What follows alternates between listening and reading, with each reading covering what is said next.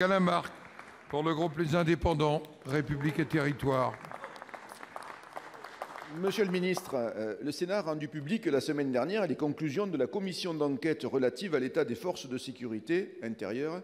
Excellent rapport s'il en est. Les policiers et les gendarmes sont mis à très rude épreuve pour contrer la menace terroriste qui plane sur notre pays. Locaux indignes, équipements insuffisants, parc automobile vieillissant et dégradé, parc immobilier dans une situation critique, etc.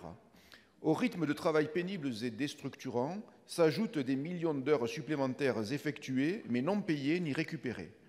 Les membres des personnels de la police nationale totalisent ainsi 21 millions d'heures supplémentaires à la fin de l'année 2017. Il s'agit d'un niveau jamais atteint à ce jour. La situation est donc urgente. Bien entendu, les difficultés et le malaise rencontrés dans la police ne remontent pas à une année, mais, monsieur le ministre, vous êtes aux responsabilités. La réponse que nous attendons ici, ce n'est pas ce que la droite ou la gauche a fait ou n'a pas fait avant vous. Non, ce que nous voulons aujourd'hui entendre, c'est que vous envisagez ce que vous envisagez de faire très précisément en matière d'indemnisation de ce stock d'heures supplémentaires.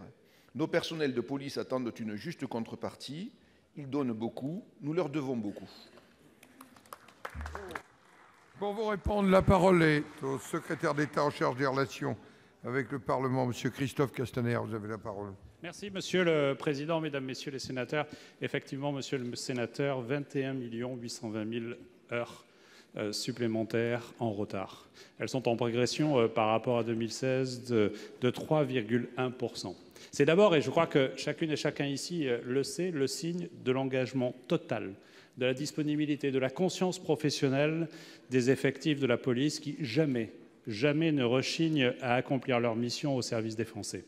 Et évidemment, le gouvernement, le ministre de l'Intérieur ont parfaitement conscience de cette problématique qui représente un enjeu majeur en termes de disponibilité des personnels, en termes de préservation des capacités opérationnelles des services, en termes de santé aussi pour celles et ceux qui s'engagent, mais aussi de finances publiques.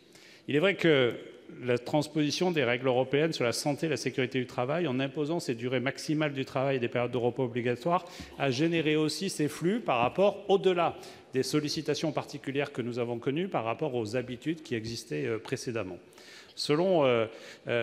Seules aujourd'hui les compagnies républicaines de sécurité bénéficient actuellement d'une indemnisation de ces heures supplémentaires. C'est un coût annuel d'à peu près 23 millions d'euros. Pour les autres fonctionnaires de police nationale, c'est environ 250 millions d'euros de dettes que nous avons vis-à-vis d'eux ou d'indemnisation du flux d'heures supplémentaires. Et cela n'est pas aujourd'hui, à l'instant présent, compatible avec le contexte budgétaire que connaît notre pays.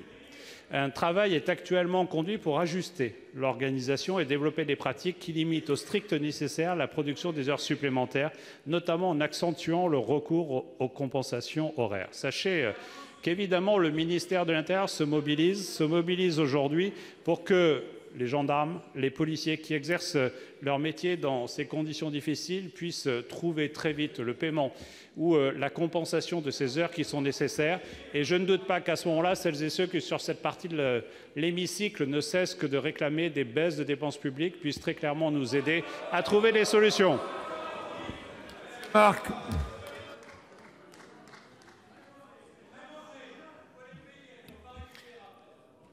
Monsieur le ministre, souvent on dit qu'il y a des déclarations d'amour, et nous faisons des déclarations d'amour à nos gendarmes et à nos policiers, mais plus que des déclarations d'amour, on attend souvent des preuves d'amour. Et les preuves d'amour, là, pour le coup, ce sont les paiements des heures supplémentaires et les conditions de travail qui s'amélioreront, nous l'espérons, les uns et les autres. Merci.